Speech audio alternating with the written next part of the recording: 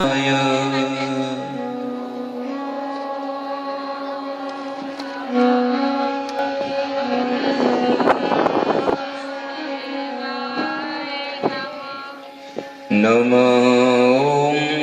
विष्णुपादाय कृष्णप्रेष्ठाय भूतले श्रीमते भक्तिवेदान्त स्वामीति नामिने। नमस्ते सरस्वती देवे गौरवाणी प्रचारिणे निर्विशेष शून्यवादी पाश्चात्य देशतारिणे। जय श्री कृष्ण चैतन्य प्रभु नित्यानंद श्री अद्वैत गदाधर श्रीवासादि श्री गौर भक्तवृंद। બધા પ્રેમથી સાથે બોલો, હરે કૃષ્ણા કૃષ્ણા કૃષ્ણા હરે હરે, હરે રામ રામ રામ હરે હરે। ધન્યવાદ।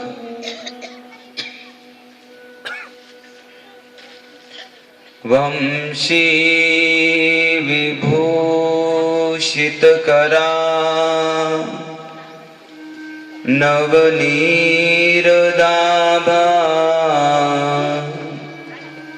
पीतांबर यरुणबिम्बलधरुष्ठा पूर्णेन्दु सुंदर मुखा अरविंद नेत्रा कृष्णात् परं किमपि तत्व अहं न जाने। जयताम सुरतोर्पङ्गोर् मम मन्दमतेर्गति मत सर्वस्वपदाम्भोजो श्रीराधा मदन मोहन।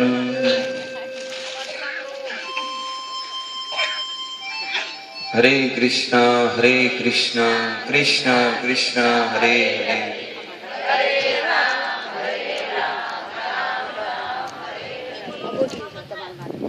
तो भागवत कथाना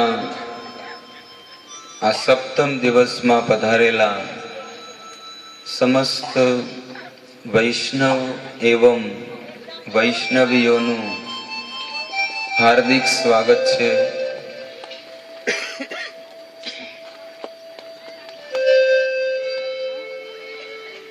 7 दिवस सुधी आपणे भगवाननी हरिकथानु श्रवण कर्યું। 6 दिवस थया, આજે છેલ્લો દિવસ છે, પણ ગળું કામ નથી કરતું।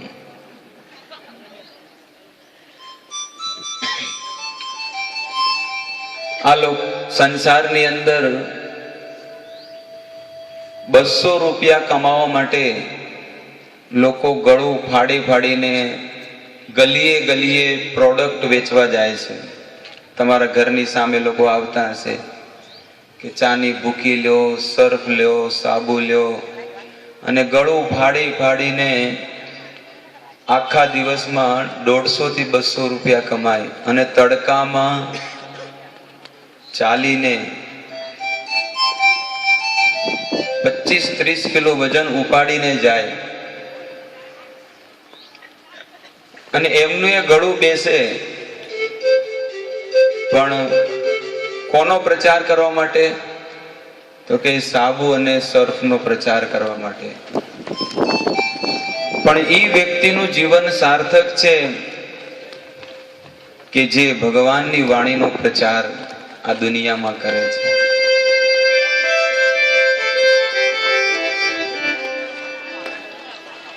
ઠંડી પડતી હોય અને તમારે 4 વ્હીલર ગાડી હોય, 2 વ્હીલર ગાડી હોય, તો ઠંડીમાં એન્જિન ઠંડુ પડી જાય અને ગમે જેટલા સેલ્ફ સ્ટાર્ટ તમે કરો,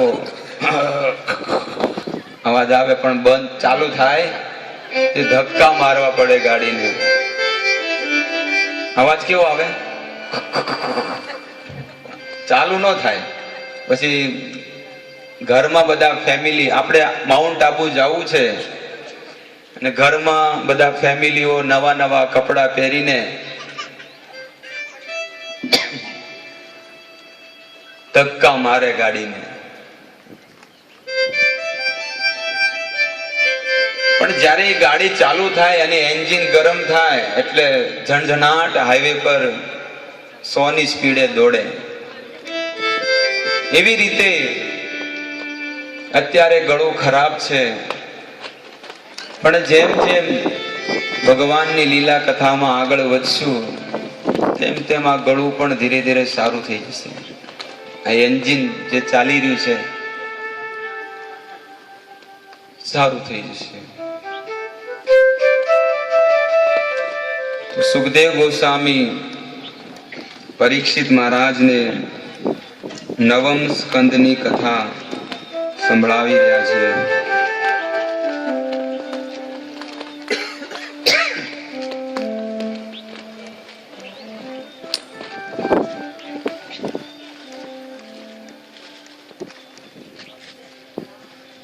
નવમ સ્કંદની કથા જ્યારે સંપૂર્ણ થઈ, પરીક્ષિત મહારાજ એમના જીવનમાં માત્ર 2 દિવસ વધ્યા છે. જ્યારે દસમ સ્કંદ શરૂ થયો, ભગવાનના જન્મની કથા, નવમ સ્કંદ સંપન્ન થઈ ગયા અને 10મો સ્કંદ જ્યારે પ્રારંભ થવાનો હતો ત્યારે 4 દિવસ અને 4 રાત વીતી ગઈ હતી. 5મા દિવસે સવારે જ્યારે દસમ સ્કંદ પ્રારંભ થવાનો હતો ત્યારે શ્રી સુખદેવ ગોસ્વામી પરીક્ષિત મહારાજને કહે છે કે હે પરીક્ષિત, તમે હવે આરામ કરી લો, કારણ કે 4 દિવસ અને 4 રાત થઈ ગઈ. તમે મોઢામાં અન્નનો એક પણ દાણો નથી નાખ્યો અને જળ પણ ગ્રહણ નથી કર્યું અને આરામ પણ નથી કર્યો. તો તમે થોડી વાર વિશ્રામ કરી લો અને પછી હરિકથા શ્રવણ કરશું. ત્યારે પરીક્ષિત મહારાજ કહે છે, હે સુખદેવ ગોસ્વામી મહારાજ, પિબંતમ તમ મુખામ્બોજમ ચ્યુતમ હરિ કથામૃતમ. મને હવે આ સંસારની તરસ કે ભૂખ હવે લાગતી નથી, કારણ કે તમારા મુખેથી મને ભગવાનની હરિકથાનો રસ જે જર જર જર જર જરી રહ્યો છે અને ઈ રસનો હું રસપાન કરી રહ્યો છું. હવે મારે આ તુચ્છ જળ અને તુચ્છ ભૂખ જે ભૌતિક વસ્તુઓ છે એ બાધા નથી આપતી. એટલા માટે તમે મને ઈ ભગવાનની લીલા, જે મથુરામાં ભગવાન પ્રગટ થયા હતા, એ ભગવાનની લીલા કયો. યદોશ્ચ ધર્મશીલસ્ય નિતરામ મુનિ સત્તમ. શ્રી સુખદેવ ગોસ્વામીને કહે છે મુનિ સત્તમ, તમે મુનિઓમાં શ્રેષ્ઠ છો, કારણ કે તમે સાક્ષાત ભગવાનના દર્શન કરાવવાના છો. તમારા મુખેથી એક એક શબ્દ જે હરિકથાનો નીકળી રહ્યો છે, એ શબ્દથી મને હરિનું સ્મરણ થઈ રહ્યું છે. યદોશ્ચ ધર્મશીલસ્ય.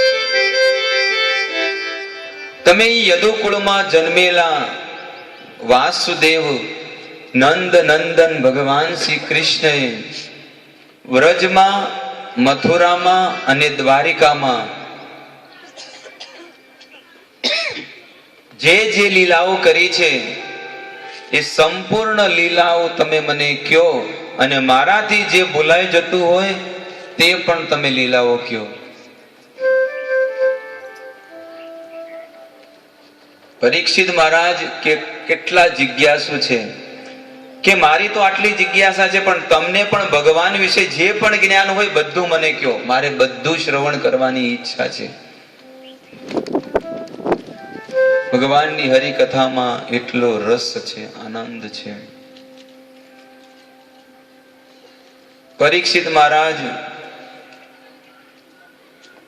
સુખદેવ ગોસ્વામીને કહે છે કે આ હરિકથા બધાને પ્રિય લાગે છે. એવો કોઈ જીવાત્મા નહીં હોય કે જેને આ ભગવાનની લીલા કથા ન ગમે. બધા જીવોને ગમે. નિવૃત્ત તર્ષેન ઉપગીયમાના ભવ ઔષધા છોત્ર મનોભિરામા. જે નિવૃત્ત થઈ ગયા છે, નિવૃત્ત તર્ષેન ઉપગીયમાના. આ સંસારમાં ત્રણ પ્રકારના વ્યક્તિઓ રહે છે. સૌથી પહેલા પ્રકારનો વ્યક્તિ જેને કહેવાય મુક્ત, જે આ ભૌતિક શરીરમાં તો છે પણ આ સંસારથી પરે, જેને સંસારની કોઈ ચિંતા કે દુઃખ બાધિત ન કરતું હોય. આ સંસારમાં એવા લોકો પણ રહે છે કે આ ભૌતિક દેહમાં હોવા છતાં પણ મુક્ત, આત્મકામ, મુક્ત કામ હોય છે.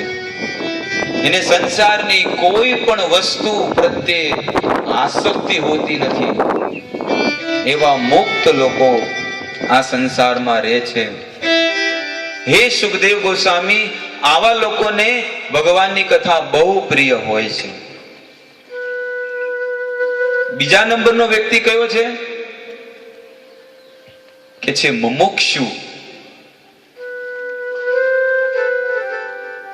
મુમુક્ષુ કે જે લોકો મુક્તિ પ્રાપ્ત કરવાની ઈચ્છા વાળા છે, જે લોકો મુક્ત થઈ ગયા છે, એને પણ આ કથા બહુ પ્રિય લાગે છે. અને જે લોકો મુક્તિ પ્રાપ્ત કરવાની ઈચ્છા વાળા છે ને, એને તો વધુ પ્રિય લાગે છે. મુક્ત, મુમુક્ષુ અને ત્રીજું કે છે વિષયી. જેનું મન આ સંસારની બધી આસક્તિઓમાં, બધા વિષયોમાં રમતું હોય, એવા લોકોને પણ જો એ હરિકથામાં આવીને બેસશે ને તો એને ઉઠવાનું મન નહીં થાય કે બસ તમે હરિકથા કહેતા રહ્યો, કહેતા રહ્યો, કહેતા રહ્યો. આ હરિકથા, એનો રસ એટલો સુંદર છે. એટલે કે છે ને કે એ તે હરિનો રસ પીજીએ. એ તો ભાગ્યશાળી જીવ આ હરિનો રસ પીવે.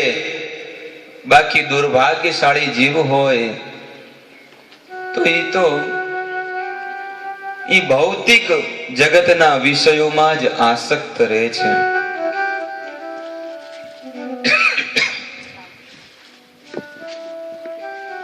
અને ભગવાનની હરિકથામાં જો કોઈ આપણને વસ્તુ બાધિત કરતી હોય ને તો એનો ત્યાગ કરી નાખવો જોઈએ. આપણે કેવા છીએ તો કે છે વિષય લોકો છીએ. અને વિષય લોકો એને ભગવાનની હરિકથામાં રસ હોતો નથી ને જગાડવો પડે છે.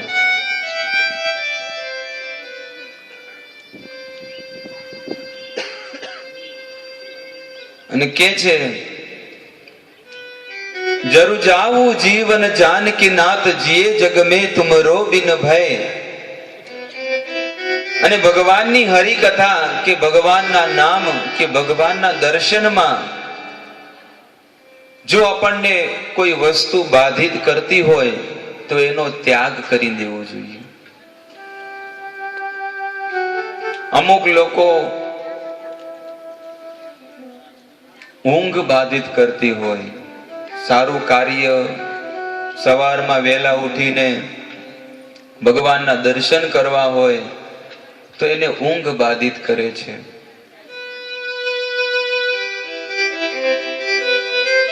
ભગવાન રામ જ્યારે અયોધ્યા છોડીને વનમાં ગયા અને ભરત મહારાજ એમના મામાના ઘરેથી પાછા આવ્યા અયોધ્યામાં, ત્યારે ભરત રાજાને ખબર પડી, ભરતને ખબર પડી કે રામને વનવાસ આપી દીધો છે અને મને રાજપાઠ. ત્યારે ઈ ભરત રાજા કૈકેયીની પાસે જાય છે અને કહે છે, માતા નથી કહેતા, પણ માતા શું કહે છે? ભરતને, દીકરાને કહે છે, દીકરા ભરત, ઘણું અનર્થ થવાનું હતું પણ તું ચિંતા નહીં કર, મેં બધું સારું કરી નાખ્યું છે. રામને, જે તારા જીવનનો કાંટો હતો, એને મેં વનમાં મોકલી દીધો અને તને રાજપાટ અયોધ્યાનો રાજા બનાવી દીધો. ભરતના હૃદયમાં એટલો આઘાત અને એટલું દુઃખ પહોંચે અને ભરત કે, શું બગડ્યું તું માતા? આ અયોધ્યામાં શું બગડ્યું તું? બગાડવા વાળી તો તું છે અને આજથી હું વચન લઉં છું કે તું મારી માતા નથી અને હું તારો દીકરો નથી. કારણ કે તે એક ભક્ત અને ભગવાનને અલગ કરી નાખ્યા છે. જ્યારે માતા કૈકેયી કહે કે દીકરા તું આવું ન બોલ, જે દીકરો પોતાની માતાને માતા ન કહે તો ઈ દીકરાને નરકમાં જવું પડે છે, શાસ્ત્ર કહે છે. ત્યારે ભરત કહે છે, એક વાર નહીં, કરોડો વાર જો મારે નરકમાં જવું પડે ને તો હું જઈશ, પણ મારા જીવનમાં તું મારી માતા નથી ને હું તારો દીકરો નથી. કારણ કે તે ભગવાનથી અલગ કરી નાખ્યા છે. અને ભરત રાજા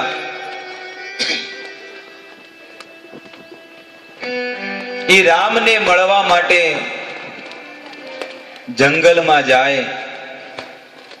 આખી અયોધ્યામાં, નગરમાં પ્રજાને બધું ખબર પડી ગઈ કે ભરત રામને મળવા જાય છે. અને આખું નગર અટારીઓ પર, ટેરેસ પર આવ્યું અને ભરત રાજા એનાઉન્સમેન્ટ કરે છે,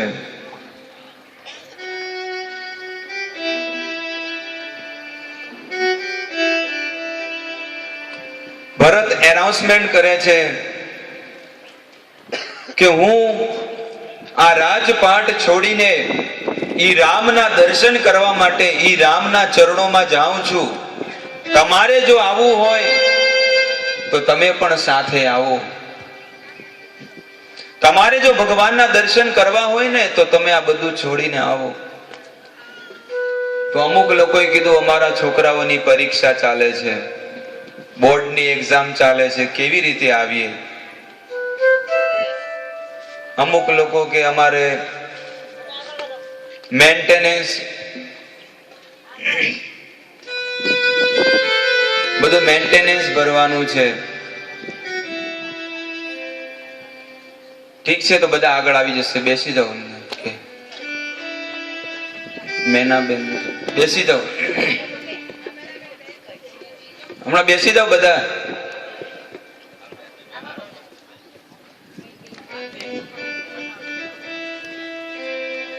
બેસી જાઓ, હમણાં ચાલશે. ભરત કે હું જાઉં છું, બધું રાજપાટ છોડીને જાઉં છું. તમારે જો આવવું હોય તો તમે પણ મારી સાથે ચાલો. અમુક લોકો કે આ ઘર ખુલ્લું મેલીને ક્યાં જઈએ? બધા લોકો, અયોધ્યાના બધા લોકો ઘરની બહાર નીકળી ગયા અને રોડ પર, ઈ નગરના રોડ પર આવી ગયા. બધા લોકો તૈયાર થઈ ગયા. પણ ઘરમાં એક જણાને તો રહેવું પડે ને. તો ઘરના સદસ્યો જે 10-10 જણા ઘરના મેમ્બર હોય, એમાંથી એક જણાને કે તું એકલો રહે અહીંયા ઘરમાં. તો જેને કહેતા એને એમ લાગતું કે આખો પહાડ મારા માથા પર મૂકી દીધો. એટલું બધું દુઃખ અને કષ્ટ લાગે કે મેં એવા કયા પાપ કર્યા છે કે મને ભગવાનના દર્શન નહીં થાય. આવી દશા. અમુક લોકો કે ના ના, અમારે તો ઘર બહાર છે, અમારે સાસુ સસરા છે, અમારે તો નાના નાના દીકરાઓ છે, અમારે છોકરાઓ સ્કૂલમાં ભણે છે, અમારે પતિદેવ એમને જમવાનું બનાવવાનું હોય, અમારે ઘર ખુલ્લું મૂકીને આવીને તો કોણ સંભાળશે? લોકોએ અલગ અલગ વાત કરી. ત્યારે ભરત કહે છે, જર જાવું જીવન જાનકી નાથ, જીએ જગ મેં તુમરો બિન ભય. ઈ ધન, ઈ પરિવાર, ઈ સમાજ, ઈ પુત્ર અને આ શરીર જો ઈ ભક્તિમાં કે ભગવાનના દર્શન કરવામાં જો બાધિત આપતું હોય ને, તો એને તો સળગાવી નાખવું જોઈએ, બાળી નાખવું જોઈએ. જે સમાજ, જે પરિવાર, જે પુત્ર, જે માતા પિતા ભગવાનના દર્શન કરવામાં, ભગવાનની ભક્તિ કરવામાં જો બાધિત આપતા હોય ને, તો ભરત પોતાના મુખેથી કહે છે. અમે તો ન કહી શકીએ, પણ ભરત કહે છે. સંત તુલસીદાસજી કહે છે, અમારું ગજુ નથી કે બધું તમે બાળીને આવી જાઓ ને ભગવાનનું ભજનમાં લાગી જાઓ. એ તો સંત તુલસીદાસજી જેવા આચાર્ય કહે છે. મીરાબાઈ જ્યારે મેવાડનું રાજપાટ છોડીને, મેવાડની રાણી હતી, અને બધું છોડીને સંત તુલસીદાસજી પાસે જાય છે. અને સંત તુલસીદાસજીને કે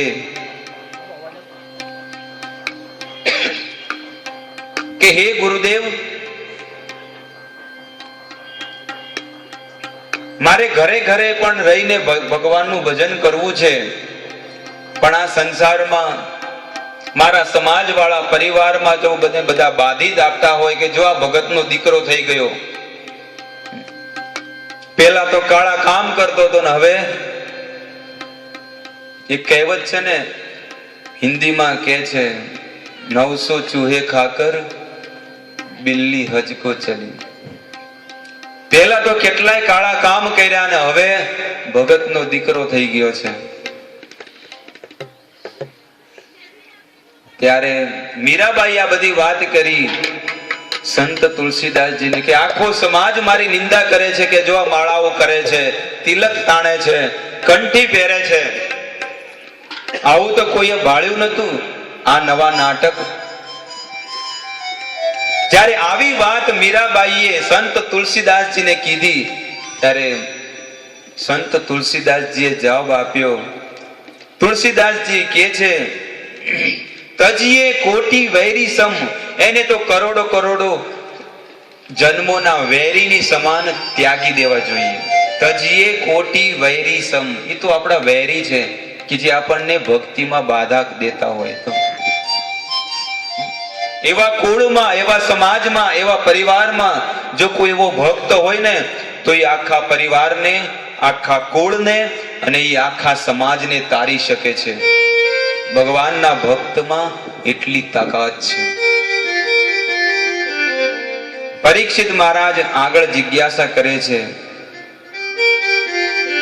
પિતા મહામે સમરે અમરંજયે દેવવ્રતાધાત ચિતે તથે તિમિંગલે દુરત્યયમ કૌરવમ સૈન્ય સાગરમ કૃત્વા તરમ વત્સ પદમ સ્મયપ્લવા. મને ઈ ભગવાનની કથા કયો કે જે ભગવાન 24 કલાક મારા દાદા એટલે કે અર્જુન પાંડવોની રક્ષા કરી, એવા પૂર્ણ પુરુષોત્તમ ભગવાનની કથા લીલા તમે કયો.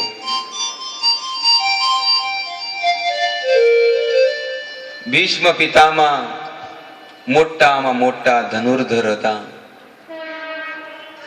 18 દિવસના યુદ્ધમાં દરરોજના 10,000 મહારથીને મારતા. મહારથીનો અર્થ છે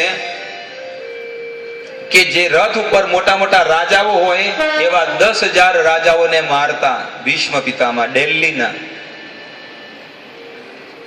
અતિરથી મહારથી એવા ભીષ્મ પિતામહ હતા. અને કુરુક્ષેત્રની રણભૂમિમાં યુદ્ધ કરતા કરતા 9 દિવસ થઈ ગયા.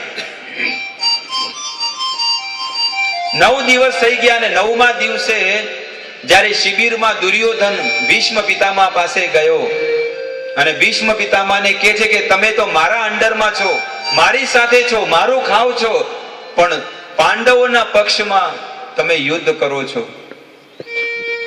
હું જાણું છું કે તમારી શક્તિ કેટલી છે. તમે ધારો ને તો 5 પાંડવોને 1 સેકન્ડમાં મારી શકો છો, એટલી શક્તિ તમે ધરાવો છો. દુર્યોધને ભીષ્મ પિતામહને એવા ઉકસાવ્યા. ભીષ્મ પિતામહે વચન આપી દીધું કે આવતીકાલે હું તને વચન આપું છું કે આવતીકાલે પાંડવોમાંથી એક નહીં રહે. જા દુર્યોધન. અને સવારમાં વહેલા તારી પત્નીને મારા આશીર્વાદ લેવા માટે વહેલા બોલાવજે. કેટલા વાગે? તો કે 4 વાગે બ્રહ્મ મુહૂર્તમાં. 10 વાગે 12 વાગે નતું કીધું. આશીર્વાદે સવારમાં બ્રહ્મ મુહૂર્તમાં લેવા જોઈએ. 10 વાગે ઉઠે ને પછી મા બાપને તો કોણ પ્રણામ કરે છે? મોટા લોકોને કોણ કરે? ભગવાનને પ્રણામ કરવા હોય ને તોય કોઈને સમય નથી કે લાવો ભગવાનને. અગરબત્તી કરે તો મારે આમ કરી મૂકી દે, બસ મોડું થઈ ગયું. ફોન આવે તરત જ, ક્યાં આગળ છો? કે બસ પહોંચ્યો રસ્તામાં, હજી તો મંદિરમાં જ ઉભો છે. ભગવાનની સેવા કરે છે પણ મન કેવું છે કે ટૂંકું થઈ ગયું છે. મન ભગવાન પ્રત્યે પ્રેમ નથી, માત્ર સ્વાર્થ છે. ઈસ હાથ દે ઉસ હાથ લે. અહીંયાથી આપો ને અહીંયાથી લ્યો.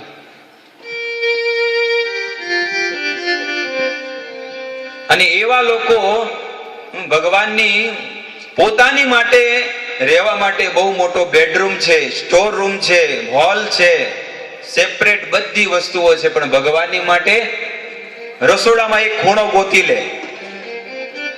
અને એ ખૂણામાં મંદિર જ્યારે ચોઈસ કરવામાં જાય ને ત્યારે નાનામાં નાનું મંદિર ગોતે. અને પોતાની માટે મોટા મોટા હોલ ને મોટા મોટા રૂમ ને મોટા મોટા બાથરૂમ. અને જ્યારે ભગવાનની વાત જ્યારે આવે ત્યારે જે ડિઝાઇનર હોય કે આ ઈશાન ખૂણામાં ક્યાંક નાનકડું મંદિર જ્યાં શૂટિંગ થાય છે એવડું મૂકી દે. અને જમો જમાડો ભાવના ભોજન. તારામાં ભાવનો દાણો છે કે જમો જમાડું? બેહી જાને શાંતિથી.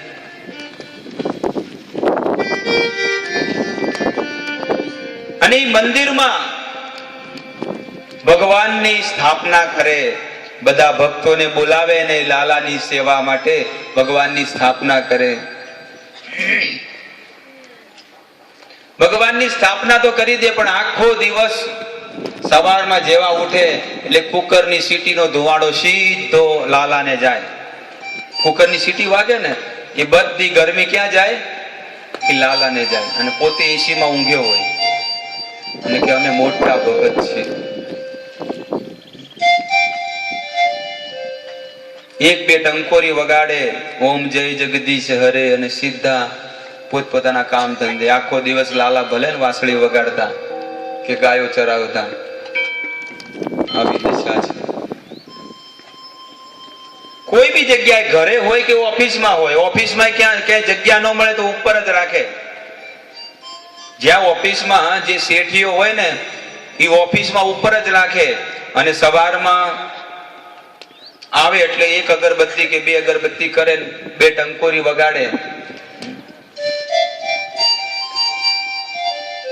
અને એટલા શ્રદ્ધાળુ હોય ને, જે લોકો ઓફિસમાં શેઠિયા હોય એટલા શ્રદ્ધાળુ, આખો દિવસ અગરબત્તી ચાલુ જ હોય. અગરબત્તીનો ધુમાડો એક તો મંદિરમાં ચાલુ હોય અને એક મોઢામાં ચાલુ હોય. એ અગરબત્તીનો ધુમાડો એ લાલાને જાય અને લાલા કે વાહ રે વાહ, શું સેવા ચાલે છે મારી. પોતાની માટે બધી સુવિધા, પણ ભગવાનને કાંઈ નહીં. અને કે અમે તો શુદ્ધ ભક્તિ કરીએ છીએ, અમારે તો પરંપરામાં લાલાની સેવા થાય, ભગવાનની સેવા થાય. ભાવથી ભગવાનનું ભજન કરવું જોઈએ. ભીષ્મ પિતામહ દુર્યોધનને કહે છે કે આવતીકાલે સવારે વહેલા 4 વાગે બ્રહ્મ મુહૂર્તમાં તારી પત્નીને મોકલજે, હું એને આશીર્વાદ આપીશ, અખંડ સૌભાગ્યવતી ભવ. હરે કૃષ્ણ. કૃષ્ણ હરે હરે રામ હરે રામ રામ હરે.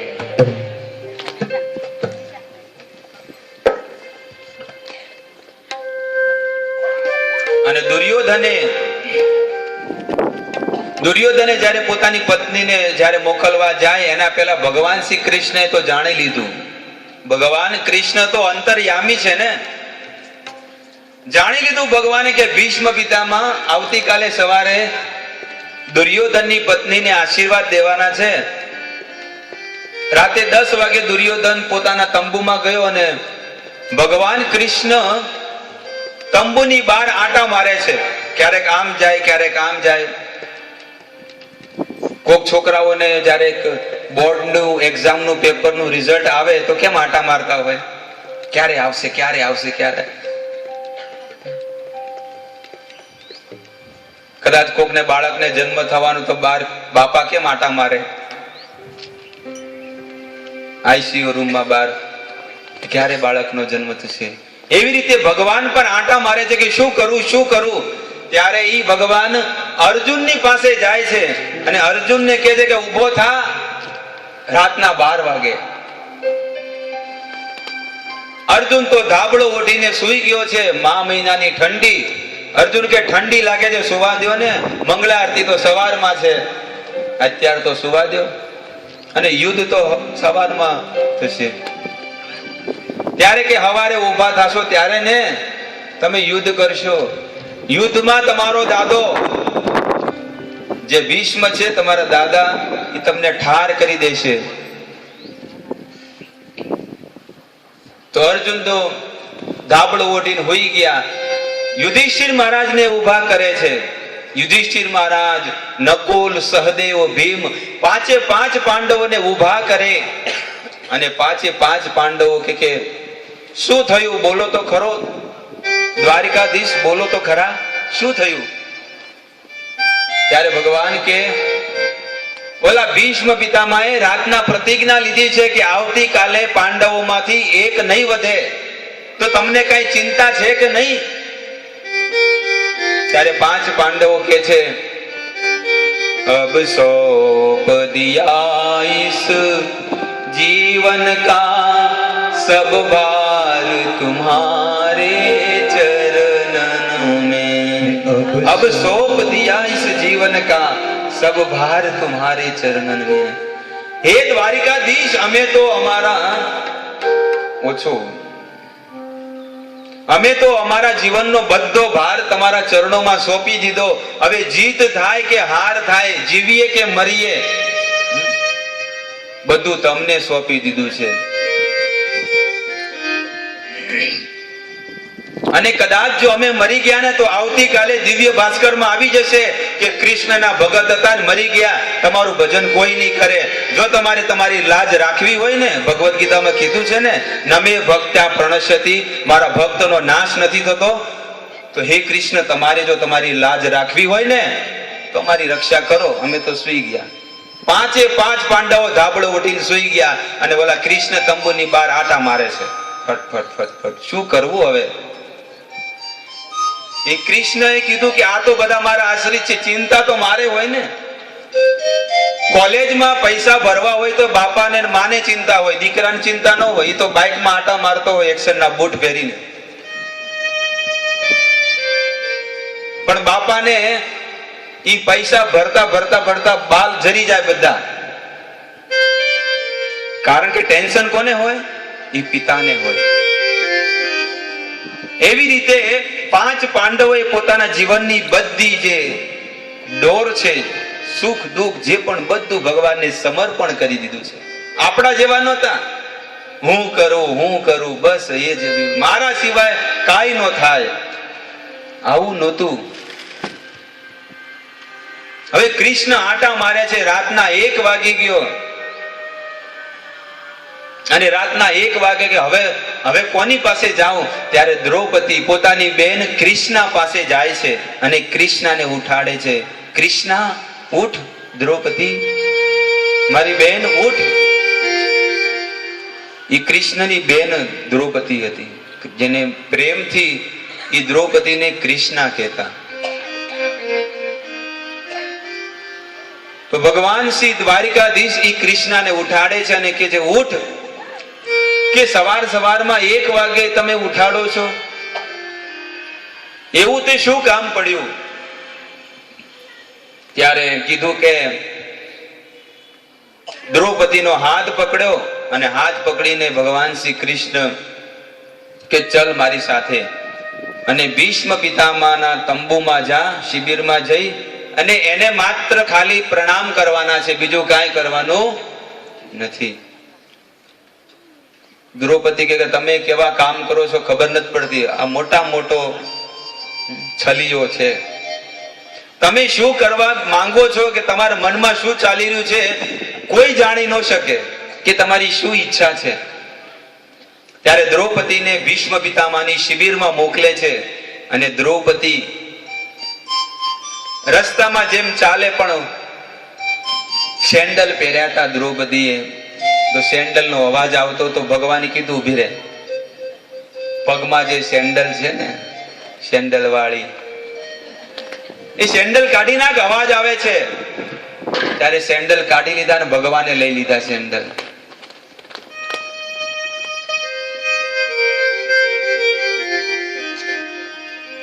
ભગવાને એ સેન્ડલ લઈ લીધા અને દ્રૌપદી ભીષ્મ પિતામહની શિબિરમાં જાય અને ભીષ્મ પિતામહને પ્રણામ કરે. જેવા પ્રણામ કર્યા, ભીષ્મ પિતામહને લાગ્યું દુર્યોધનની પત્ની આવી છે અને ભીષ્મ પિતામહે કીધું અખંડ સૌભાગ્યવતી ભવ.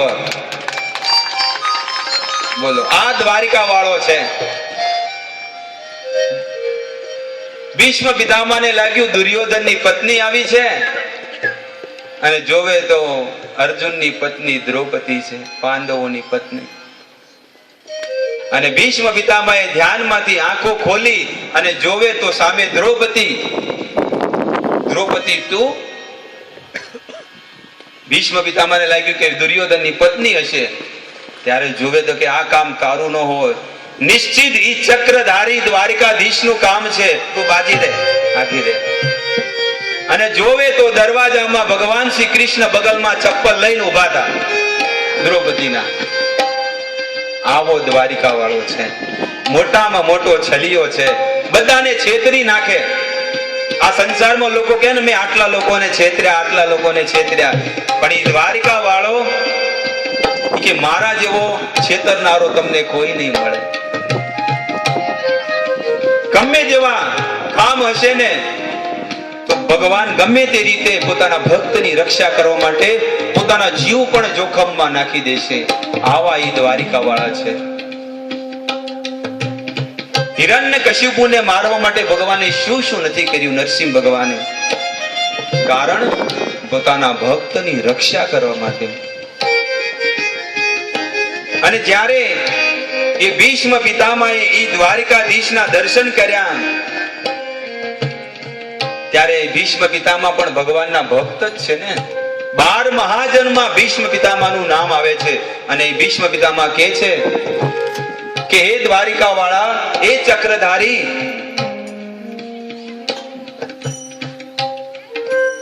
કૃષ્ણ કહે છે કે બોલો ભીષ્મ પિતામહ, ગઈકાલે તમે વચન આપ્યું હતું કે 5 પાંડવોમાંથી એક નહીં રહે, અને આજે તમે વરદાન આપ્યું છે, આશીર્વાદ આપ્યા છે કે અખંડ સૌભાગ્યવતી ભવ. આ બે માંથી કયું વચન સાચું છે?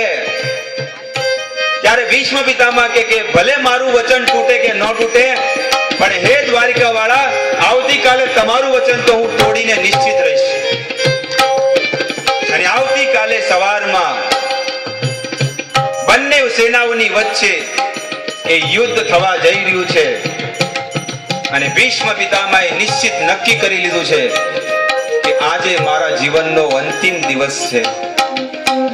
આજે હું ભગવાનની સામે મારા પ્રાણનો ત્યાગ કરીશ.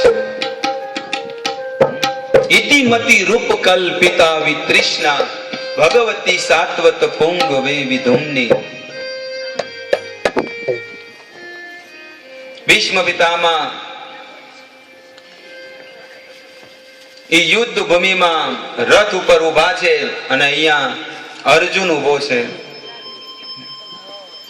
આ કથા પરીક્ષિત મહારાજ સાંભળી રહ્યા છે. અને પરીક્ષિત મહારાજ કહે છે કે ઈ દ્વારિકાધીશે મારા દાદા પાંડવોની કેટલી રક્ષા કરી છે. એક એક ઘડી એક એક લીલા યાદ કરે છે પરીક્ષિત મહારાજ. કે યુદ્ધ ભૂમિમાં 5 પાંડવો જે મારા દાદા છે ને એકે ન વધે, પણ એ દ્વારિકાધીશ હતા, એ કૃષ્ણ હતા, અને કૃષ્ણની કૃપાથી મારા 5 દાદાઓ એ યુદ્ધ ભૂમિમાં વિજય પ્રાપ્ત થયા છે. અને યુદ્ધ ભૂમિનો 10મો દિવસ, અને ભીષ્મ પિતામહે પ્રણ લીધું કે આજે હું એ અર્જુનને વિંધી નાખીશ. અને પોતાના કમાનમાંથી એટલા તીર મારે છે, જેમ આપણે ગોળ ગોળ અગરબત્તી કરીએ ને એમ ફટાફટ ફટાફટ તીર નીકળે છે. અને ધનુષમાં ચડાવીને એ અર્જુનને મારવા જાય. એક પછી એક તીર મારે, અને દુર્યોધનને તો ચહેરામાંથી શરીરમાંથી પરસેવો છૂટી ગયો. એવી ઠંડીમાં એટલો પરસેવો છૂટે, અને ભગવાન જોવે છે.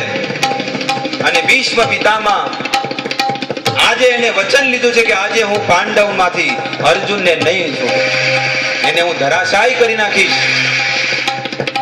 અને ભગવાન જોવે છે કે આજે અર્જુન મરી જશે. જો હું એની રક્ષા નહીં કરું તો એ અર્જુન મરી જશે.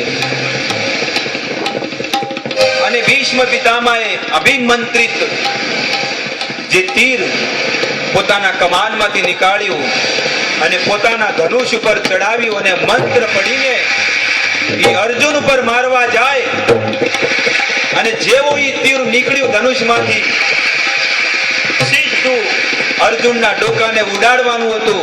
અને ભગવાનને લાગ્યું કે આજે અર્જુનનું ડોકું ઉડી જશે. એ જ સમયે ભગવાને 4 ઘોડાઓના પગ દબાવ્યા, અને એ જે તીર અર્જુનના મુકુટને લઈને ઉડી ગયું. આ છે ભગવાન. અને એ જ ભગવાન રથમાંથી નીચે ઉતર્યા, અને નીચે ઉતરીને એ ભગવાન ભીષ્મ પિતામહની સામે જાય છે. કારણ કે પોતાના ભક્તની ઉપર જ્યારે દુઃખ કે કષ્ટ પડે છે તો ભગવાન સહન નથી કરતા. અને ભગવાન દ્વારિકાધીશ એ રથમાંથી નીચે ઉતર્યા, અને રથનો જે ચક્કો, જે પૈડું જે હતું, પોતાના હાથમાં લીધું. અને ભગવાનનું મુકુટ અને પીતાંબર પડી ગયું છે એ રણભૂમિમાં. અને એ ભગવાન રથનું ચક્ર લઈને એ ભીષ્મ પિતામહને મારવા જાય છે. અને ભીષ્મ પિતામહને રથ વિહીન કરી નાખે. ભીષ્મ પિતામહ રથની નીચે પડ્યા છે, અને પડતાની સાથે અર્જુનને કહે છે, અર્જુન, તારો દુશ્મન તારી સામે ઉભો છે, વિંધી નાખ એને. ત્યારે અર્જુને એક સાથે હજારો તીર વિંધીને ભીષ્મ પિતામહનું આખું શરીર વિંધી નાખ્યું. અને એ ભીષ્મ પિતામહ ધરતી પર ઢળી પડ્યા. ભીષ્મ પિતામહ જ્યારે ધરતી પર ઢળી ગયા, ભીષ્મ પિતામહના શરીરમાંથી બધું લોહી પડે છે. ત્યારે અર્જુનને ભીષ્મ પિતામહ કહે છે કે હે પુત્ર, તે મને ગાદલું તો આપ્યું સુવા માટે, એ તીરનું ગાદલું હતું એનામાં સૂઈ ગયા હતા, પણ તે તકિયું નથી આપ્યું. ત્યારે અર્જુનને કહે છે કે હજી 3 તીર માર. ત્યારે અર્જુન એ ભીષ્મ પિતામહને 3 તીર અહીંયા મારે છે અને તકિયું બનાવીને ભીષ્મ પિતામહ 56 દિવસ સુધી ભગવાન દિલ્હી એમના દર્શન કરવા જતા. ભીષ્મ પિતામહના રણભૂમિમાં 18 દિવસના યુદ્ધ પછી ભીષ્મ પિતામહ જ્યારે ધરાશાયી થયા હતા, ટોટલ 56 દિવસ સુધી એટલે કે 2 મહિના સુધી એ ભીષ્મ પિતામહ બાણશૈયા પર સૂતેલા હતા. ભીષ્મ પિતામહ એ દિવસની યાદ કરતા હતા કે ક્યારે સૂર્ય ઉત્તર તરફ જશે, અને જ્યારે સૂર્ય દેવતા ઉત્તર તરફ જાય ત્યારે કોઈ જીવાત્મા શરીર છોડે, પોતાના પ્રાણ છોડે તો એની સદગતિ થાય છે. અને ભીષ્મ પિતામહે 14 જાન્યુઆરી ઉત્તરાયણના દિવસે પોતાનો દેહ ત્યાગ કર્યો હતો.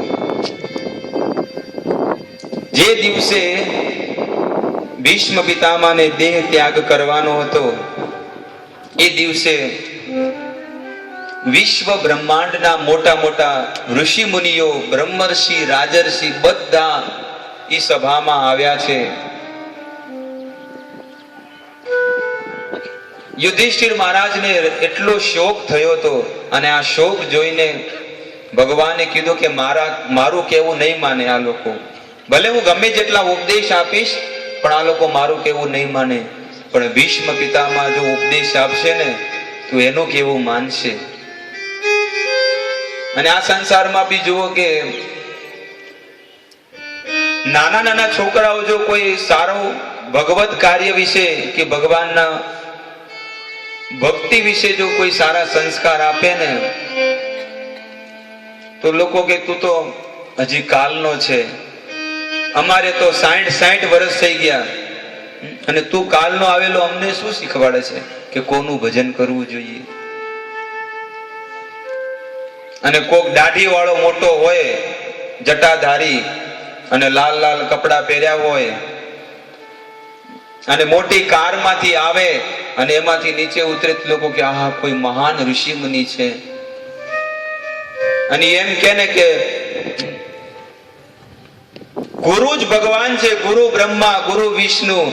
તો ઈ અજ્ઞાની પ્રજા ઈ મહાન જે દેવતા આવ્યા હોય કારમાંથી નીચે ઉતરે તો એને જ ભગવાન માની લે. પણ કોઈ સાધારણ બાળક શાસ્ત્રમાં જે કીધું છે એ પ્રમાણે આદેશ આપે અને ઉપદેશ આપે તો આ દુનિયામાં લોકોને ગમતું નથી. આ દશા છે આ દુનિયાની.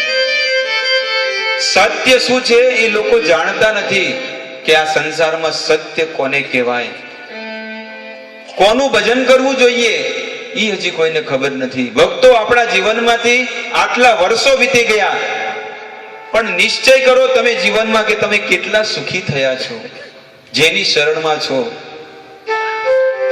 એ દ્વારિકા વાળાનું એની શરણમાં જાઓ, એ કૃષ્ણની શરણ લ્યો, એનું નામ જપ કરો, અને એ ભગવાને ભગવદ ગીતા અને ભાગવતમાં જે ઉપદેશ આપ્યા છે એ ઉપદેશને પોતાના જીવનમાં ઉતારો. ત્યારે જ તમારું જીવન શુભ અને પવિત્ર બનશે. ત્યાં સુધી જીવનમાં સુખ નહીં આવે. ભગવાને પાંડવોને બધાને કીધું કે ચાલો આપણે યુદ્ધ ભૂમિમાં ભીષ્મ પિતામહ પાસે જાય. અને ભીષ્મ પિતામહ દેશ ધર્મ, શરીર ધર્મ, સમાજ ધર્મ બધા ધર્મોનું ઉપદેશ જ્યારે આપ્યો એ સમયે દ્રૌપદી પણ ઊભી હતી. અને જ્યારે ભીષ્મ પિતામહ જ્યારે આવા ઉપદેશ આપતા ત્યારે દ્રૌપદી ખડખડાટ હસવા માંડી.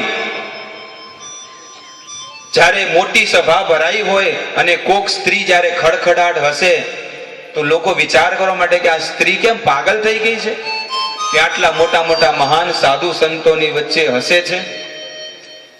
ત્યારે દ્રૌપદી કહે છે, હે ભીષ્મ પિતામહ, તમે અત્યારે શરીર ધર્મ, દેશ ધર્મ અને સમાજ ધર્મનો ઉપદેશ આપો છો.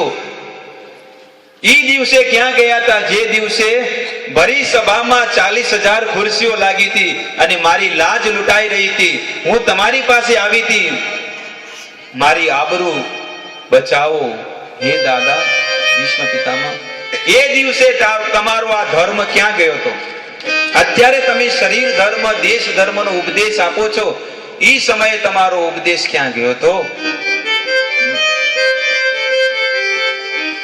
બધા લોકોનું મોઢું નીચું થઈ ગયું અને ભગવાન શ્રી કૃષ્ણ એ પણ ચૂપચાપ ઊભા છે. પણ ભીષ્મ પિતામહ કહે છે, હે દ્રૌપદી, તારી વાત સત્ય છે કે હું એ દિવસે નહોતો બોલી શક્યો અને મારું મોઢું નીચું થઈ ગયું હતું. પણ વાસ્તવિકમાં એ સમયે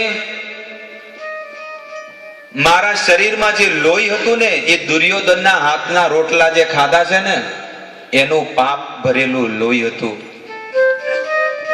એ લોહી દુર્યોધનનું અનીતિનું હતું.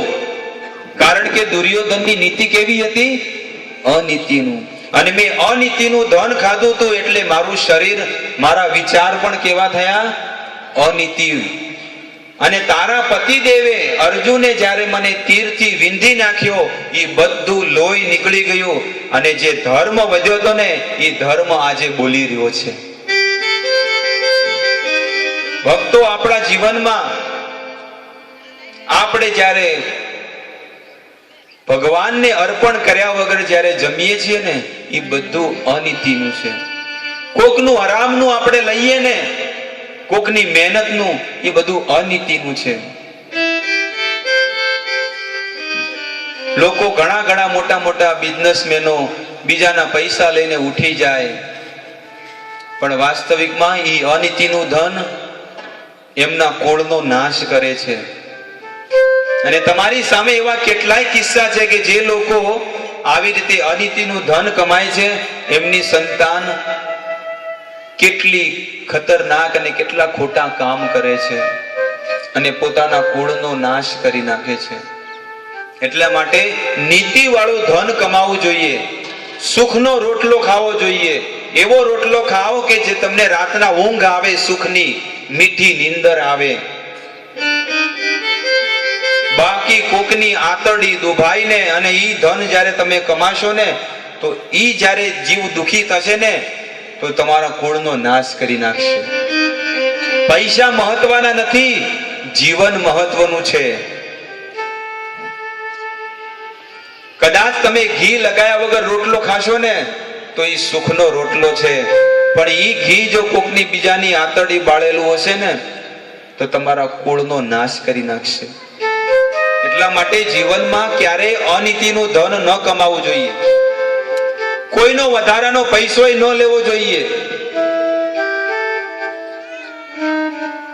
શાકભાજી વાળો હોય અને 15-20 બહેનો ભેગી થાય અને શાકભાજી વાળો હિસાબ કરવામાં તમે 250 નું શાક લીધું અને એને માત્ર 150 રૂપિયાનો હિસાબ કર્યો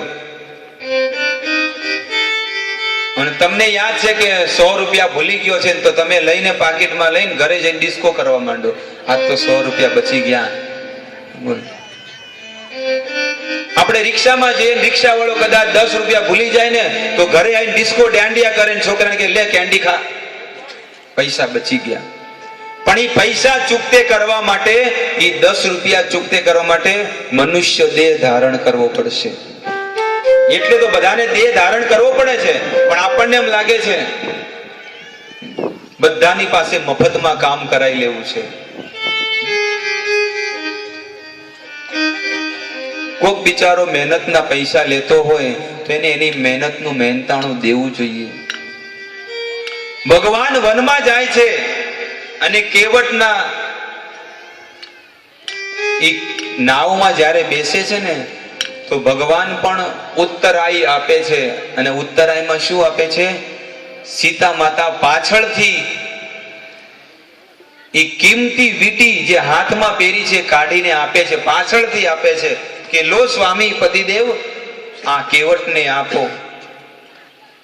ભગવાન પોતાના જીવનમાં એ પતિ પત્ની સીતા અને રામ પોતાના જીવનમાં આચરણ કરીને દેખાડે છે કે જીવનમાં ક્યારેય કોઈની પાસે મફત કામ ન કરાવવું જોઈએ.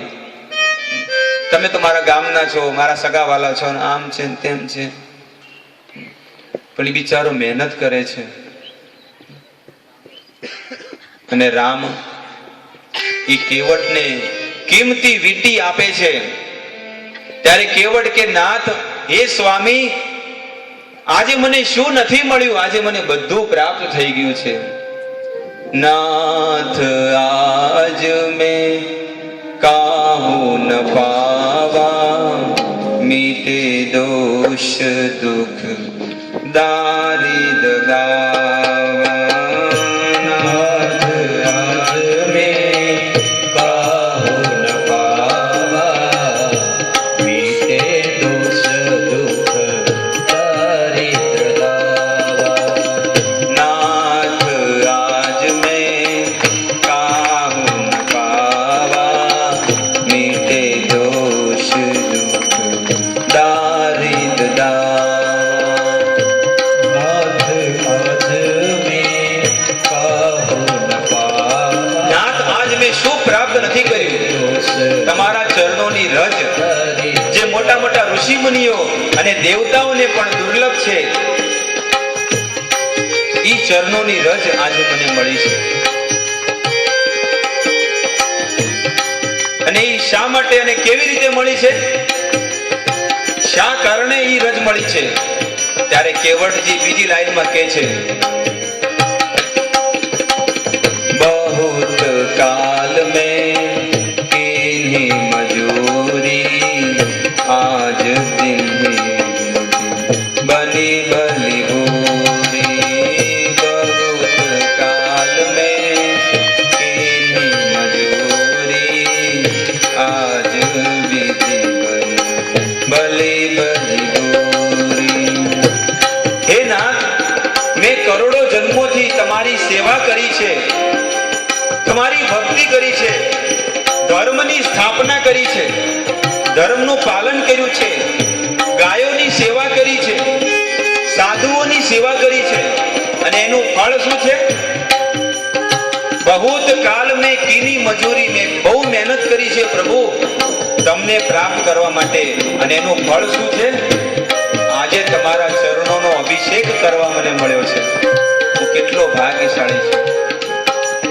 અને ઈ કેવટ ભગવાનના જ્યારે અભિષેક કરે છે, ત્યારે સ્વર્ગમાં 33 કરોડ દેવતાઓ ફૂલની વર્ષા કરે છે કે અમે આ સ્વર્ગમાં રહ્યા કેટલા બધા જ્ઞાન અને પોઠા ભણીને માત્ર પૂરું જ્ઞાન પ્રાપ્ત કર્યું છે, પણ ભાગ્યશાળી તો આ કેવટ છે કે અભણ ગામનો, જેને કોઈ જ્ઞાન નથી, પણ એવા કેવટને પણ આજે પ્રભુના દર્શન થઈ ગયા, ચરણોના અભિષેક કરવા મળ્યો છે પ્રભુનો. અબ કछु નાથ ના ચાહિય મોરે, દીન દયાલ અનુગ્રહ તોરે. અબ કछु નાથ ના ચાહિય મોરે. એ કેવળ કે મારે કાંઈ નથી જોઈતું, દીન દયાલ અનુગ્રહ તોરે. એક વસ્તુ જોવે છે, તમારો અનુગ્રહ જોવે છે, તમારી કૃપા જોવે છે, તમારા આશીર્વાદ જોવે છે, એનો તરસ્યો છું હું, બાકી બીજી તે કોઈ તરસ નથી મને. આગળ કહે છે, ફિરતી બાર મોહી જો કછુ દેવા, સો પ્રસાદ મેં સિર ધરી લેવા. ફિરતી બાર મોહી જો દેવા, સો પ્રસાદ મેં સિર ધરી લેવા. ઈ કેવટ કહે છે કે મારે અત્યારે નથી જોઈતું, પણ 14 વર્ષ વનમાં રહીને તમે જ્યારે આવશો ને, અને ગંગા નદી પાર કરવાની હોય ને, ત્યારે મારી નાવમાં બેસજો, અને જ્યારે તમને હું નાવ પાર કરાવું ને, એ સમયે તમે જે આપશો એ હું લઈ લઈશ. જુઓ, રિટર્ન રિટર્નની ટિકિટ પાકી કરી નાખી કે રિટર્નમાં આવો તો મારી નાવમાં બેસજો. હું કેટલો સૌભાગ્યશાળી છું.